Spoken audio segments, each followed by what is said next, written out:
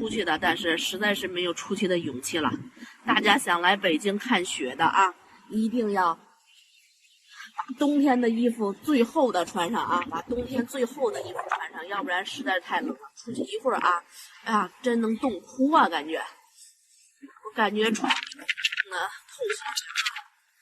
真的好多年了，我觉得没有这么冷的天气，而且现在还刮着大风，这大风是从昨天晚上开始刮的，昨天晚上10点钟这风就起来了，一直刮到现在也没有停啊，这风